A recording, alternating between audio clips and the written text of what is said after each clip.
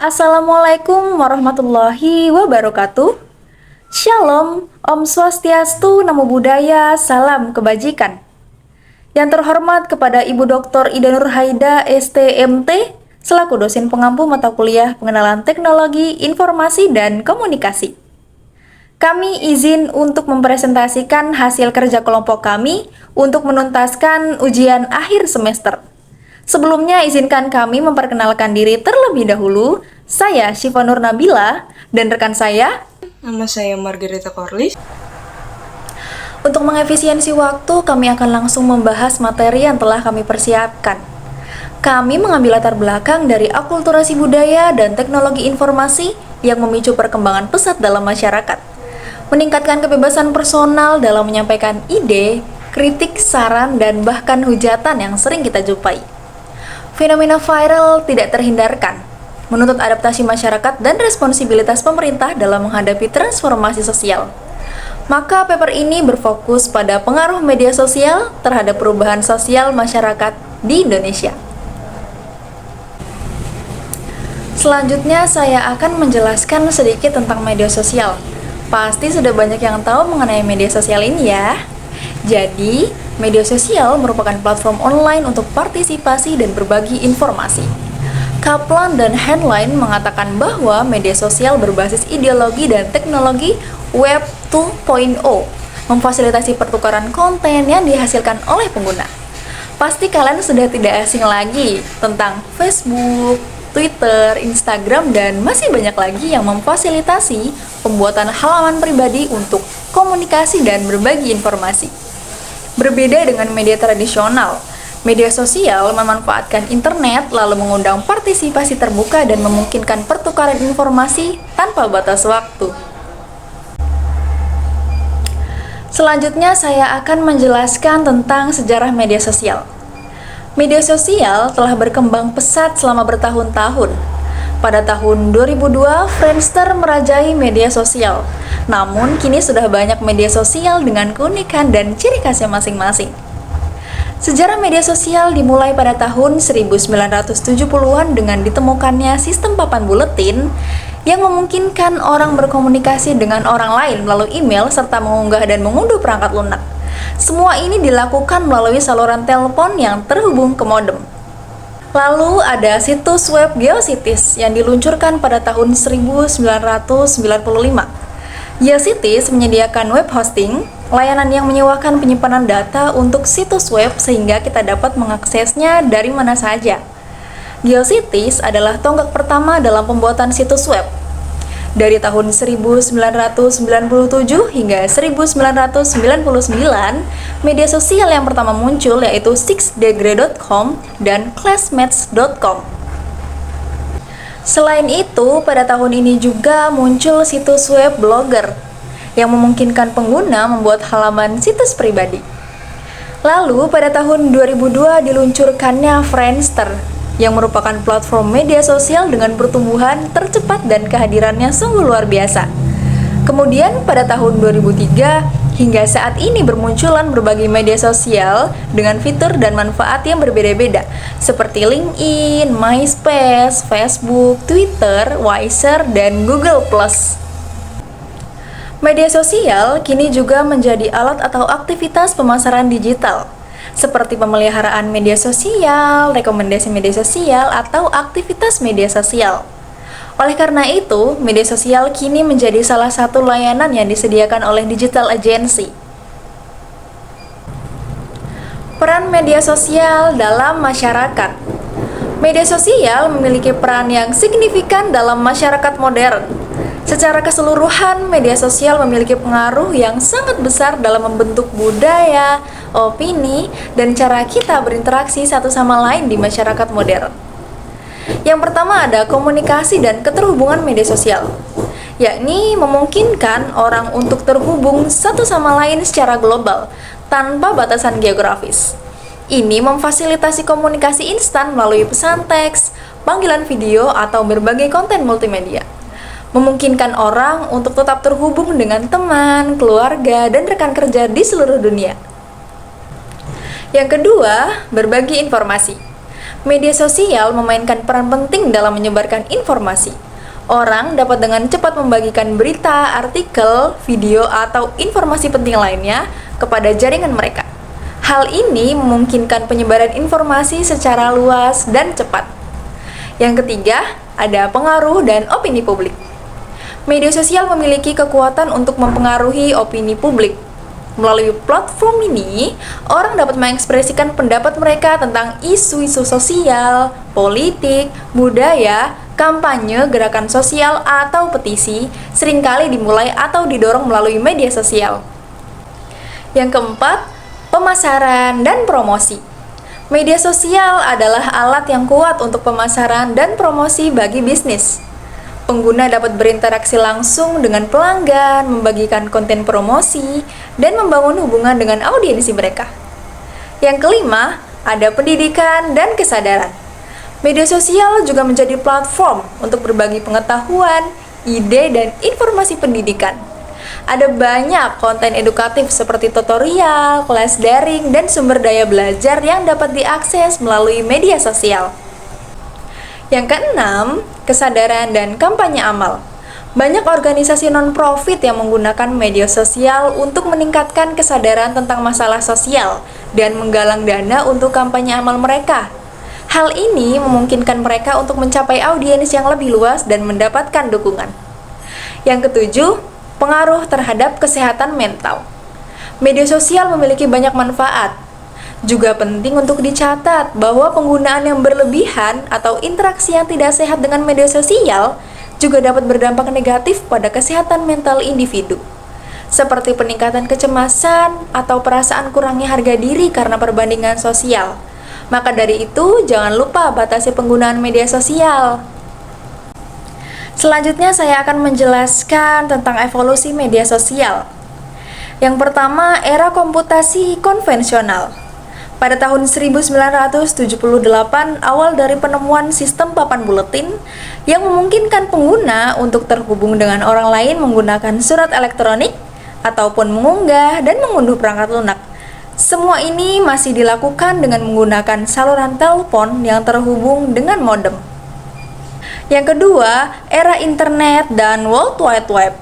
Pada tahun 1995, diluncurkan situs GeoCities. Situs ini melayani web hosting, yaitu layanan penyewaan penyimpanan data-data website agar halaman website tersebut bisa diakses dari mana saja.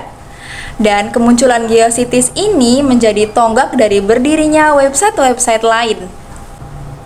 Lalu pada tahun 1997 muncul situs jejaring sosial pertama, yaitu 6degree.com. Walaupun sebenarnya pada tahun 1995 terdapat situs classmate.com yang juga merupakan situs jaring sosial, namun 6degree.com dianggap lebih menawarkan sebuah situs jaring sosial dibanding classmates.com. Selanjutnya, pada tahun 1999 muncul situs untuk membuat blog pribadi, yaitu Blogger. Situs ini menawarkan penggunanya untuk bisa membuat halaman situsnya sendiri, sehingga pengguna dari Blogger ini bisa membuat situs tentang apapun, termasuk hal pribadi ataupun untuk mengkritisi pemerintah. Sehingga bisa dikatakan Blogger ini menjadi tonggak berkembangnya sebuah media sosial. Yang ketiga, era Internet of Things yang biasa disebut IoT dan kecerdasan buatan yang biasa disebut AI. Pada tahun 2002 berdirinya Friendster, situs jaring sosial yang pada saat itu menjadi booming dan keberadaan sebuah media sosial menjadi fenomenal. Lalu pada tahun 2003 berdirinya LinkedIn. Tak hanya berguna untuk bersosial, LinkedIn juga berguna untuk mencari pekerjaan, sehingga fungsi dari sebuah media sosial semakin berkembang. Lalu pada tahun 2003 juga berdirinya MySpace. MySpace menawarkan kemudahan dalam menggunakan sehingga MySpace dikatakan situs jaring sosial yang user-friendly. Selanjutnya pada tahun 2004 diluncurkannya Facebook, situs jejaring sosial yang hingga sampai saat ini merupakan salah satu situs media sosial yang memiliki anggota terbanyak. Lalu pada tahun 2006 lahirnya Twitter, situs jejaring sosial yang berbeda dengan yang lainnya. karena pengguna dari Twitter hanya bisa mengupdate status atau yang bernama tweet. Tweet ini dibatasi 140 karakter. Lalu pada tahun 2007 lahirnya Wiser, situs jejaring sosial pertama yang diluncurkan bertepatan dengan peringatan Hari Bumi, yaitu pada tanggal 22 April 2007. Situs ini diharapkan bisa menjadi sebuah direktori online organisasi lingkungan seluruh dunia, termasuk pergerakan lingkungan baik dilakukan individu maupun kelompok. Selanjutnya, pada tahun 2011 lahirnya Google+. Google meluncurkan situs jejaring sosialnya yang bernama Google+. Namun, pada awal peluncuran, Google+ hanya sebatas pada orang yang telah di-invite oleh Google. Setelah itu, Google+ diluncurkan secara umum. Selanjutnya akan ada penjelasan dampak positif dan dampak negatif penggunaan media sosial yang akan dijelaskan oleh rekan saya.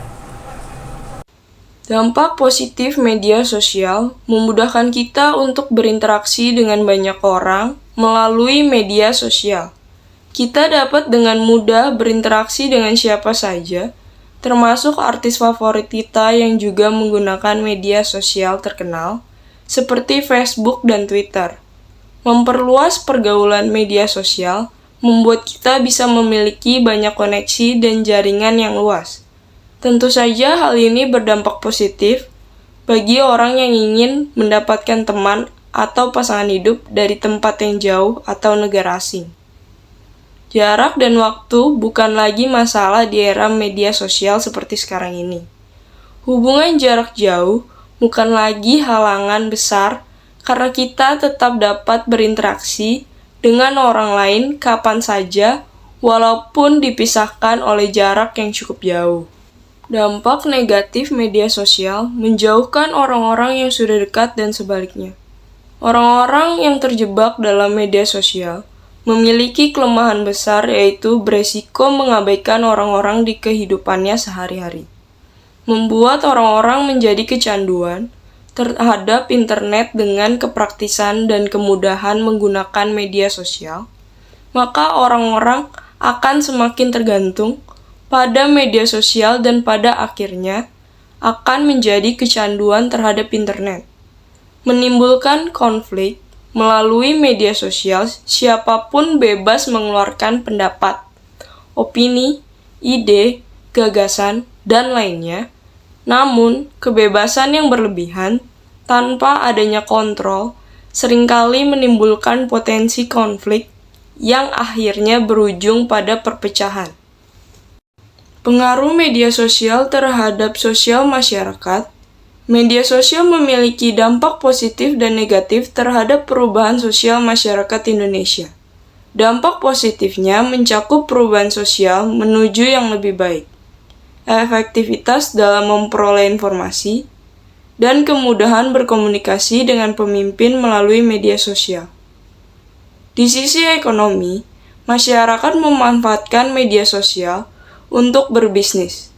Namun, dampak negatifnya melibatkan konflik antar kelompok dengan latar belakang, suku, ras, dan agama, serta potensi manipulasi kelompok tertentu melalui media sosial untuk merubah sistem dan mempengaruhi stabilitas negara.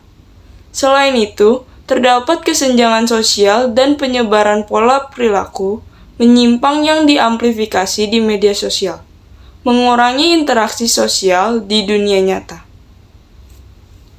Etika media sosial. Dalam konteks ini, etika dapat diuraikan dalam 3 pendekatan utama, yaitu etika deskriptif. Pendekatan deskriptif dalam etika media sosial mencakup penjelasan atau deskripsi tentang bagaimana orang-orang sebenarnya berperilaku dalam lingkungan media sosial. Ini melibatkan analisis perilaku aktual pengguna media sosial, norma-norma yang sedang berlangsung, serta perilaku yang diamati dalam situasi-situasi tertentu di platform-platform tersebut. Etika deskriptif membantu dalam memahami tren perilaku, respon, dan interaksi yang sebenarnya terjadi di media sosial. Etika normatif.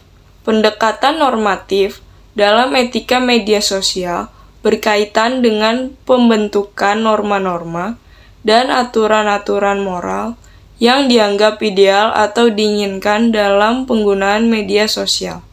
Ini melibatkan penelitian nilai-nilai yang harus dijunjung tinggi, prinsip-prinsip yang seharusnya memandu perilaku pengguna, serta standar perilaku yang diharapkan atau dianggap benar dalam lingkungan media sosial. Etika normatif bertujuan untuk menetapkan standar moral yang ideal dalam penggunaan media sosial. Etika filsafat.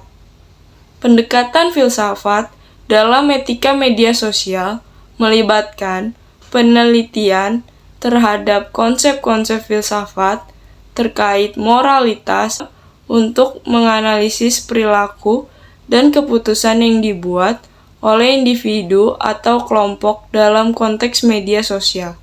Ini melibatkan pemikiran mendalam tentang implikasi moral dari tindakan atau keputusan dalam interaksi media sosial berdasarkan pada prinsip-prinsip filsafat yang berbeda. Privasi. Ada 3 fungsi privasi, yaitu A. Pengatur dan pengontrol interaksi interpersonal. B. Merencanakan dan membuat strategi untuk berhubungan. C. Memperjelas identitas diri sumber. Data privasi.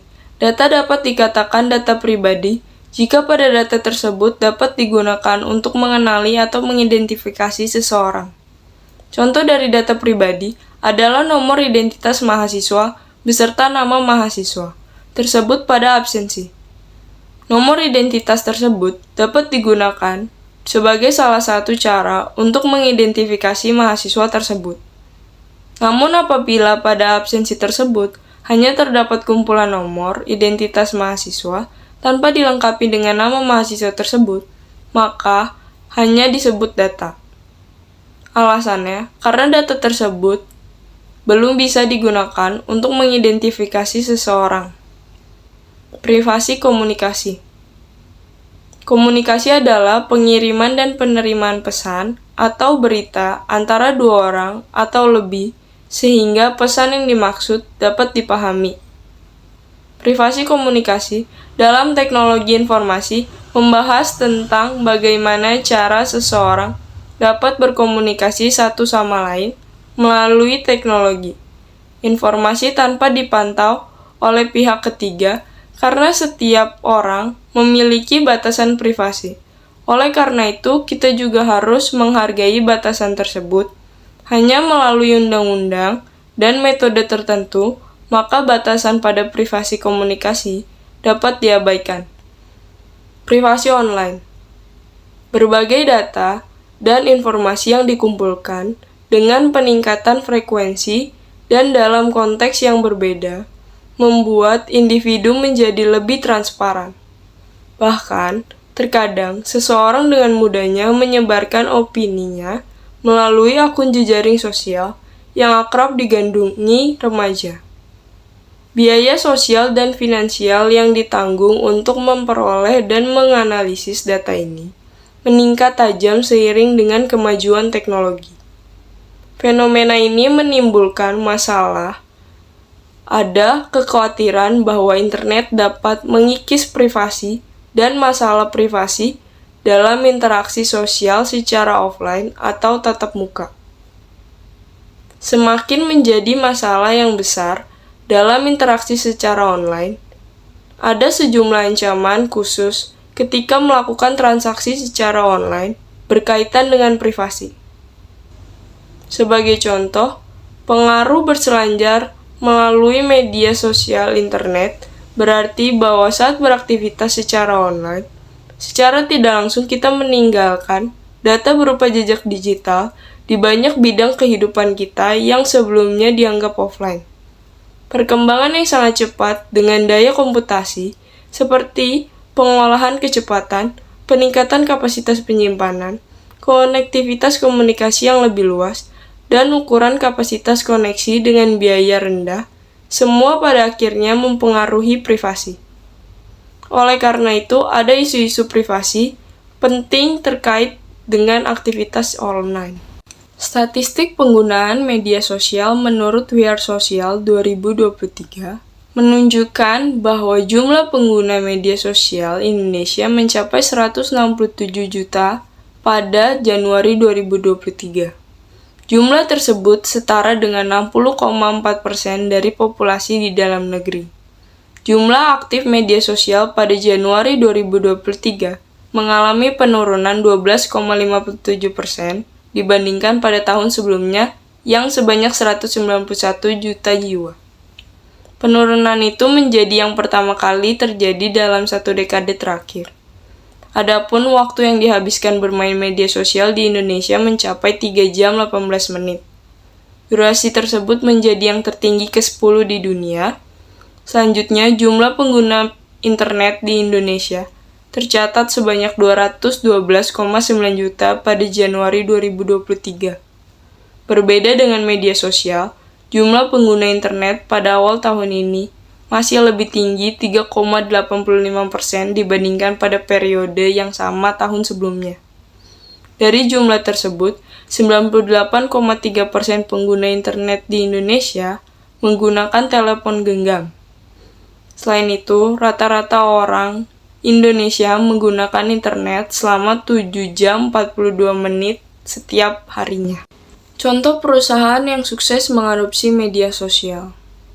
Pandemi COVID-19 berdampak signifikan pada UMKM, mendorong mereka untuk beradaptasi melalui penguatan penjualan online, penggunaan media sosial, dan adopsi platform digital. Sebagian besar UMKM mengalihkan bisnis mereka ke media sosial, terutama Instagram sebagai strategi pemasaran dan pengembangan kinerja perusahaan. Survei Sea Insights menunjukkan bahwa 54% pengguna media sosial sebagai pelaku UMKM semakin adaptif dalam menggunakan media sosial. Dengan lebih dari 300.000 UMKM beralih ke platform digital selama pandemi, pemanfaatan media sosial juga melibatkan aspek inovasi, manajemen sumber daya, dan komunikasi dengan konsumen, pemasok, dan mitra kerja. Instagram dengan 69,2 juta pengguna di Indonesia pada tahun 2020 menjadi salah satu platform yang sering digunakan UMKM untuk meningkatkan kinerja usaha dan keberlangsungan bisnis mereka. Pemerintah yang berhasil mengintegrasikan sosial media. Sejak aktif pada November 2014, akun Ebot TNG di Facebook memiliki 1.917 pengikut, Twitter 7.829 pengikut, Instagram 101.661 pengikut, dan Line 44.335 pengikut. Meski hanya 23 subscriber di YouTube dan 52 di Google+, Instagram Ebot TNG menjadi platform paling diminati. Pemanfaatan Instagram sukses mempromosikan Tangerang, terbukti dari popularitas destinasi wisata setelah dipublikasikan. Keberhasilan ini mendorong penelitian lebih lanjut tentang strategi komunikasi Ebot TNG di Instagram, membantu pemerintah Tangerang dengan strategi pesan dan media sesuai teori Matchwatch 2010. Kesimpulan, dalam lautan informasi dan konektivitas yang ditawarkan media sosial, terlihat perubahan signifikan dalam pola komunikasi dan interaksi dalam masyarakat modern. Penggunaan media sosial dari evolusi sederhana menjadi platform jejaring yang canggih, telah mengubah cara kita menyampaikan pesan, membangun hubungan, dan berpartisipasi dalam kehidupan sehari-hari. Sementara keberadaannya memberikan dampak positif dalam memfasilitasi konektivitas global, serta menjadi alat pemasaran yang efektif bagi berbagai entitas, dampak negatifnya, seperti isolasi sosial dan ketergantungan yang berlebihan juga semakin terlihat. Dalam menghadapi dinamika kompleks ini, diperlukan regulasi yang bijaksana, penerapan etika yang baik, dan kesadaran akan pentingnya privasi dalam penggunaan media sosial. Studi kasus yang menyoroti keberhasilan UMKM dan pemerintah dalam memanfaatkan media sosial khususnya Instagram, menjadi cerminan jelas bagaimana media sosial bukan hanya sekedar alat, tetapi juga fondasi penting dalam pemasaran dan integrasi komunikasi dan mencapai tujuan yang spesifik. Dalam lanskap yang terus berubah, kesimpulan ini menyoroti betapa pentingnya pengelolaan yang bijaksana dalam memanfaatkan media sosial, memperhatikan baik manfaat positifnya maupun perhatikan akan aspek negatifnya. Sekian dari kelompok kami, terima kasih.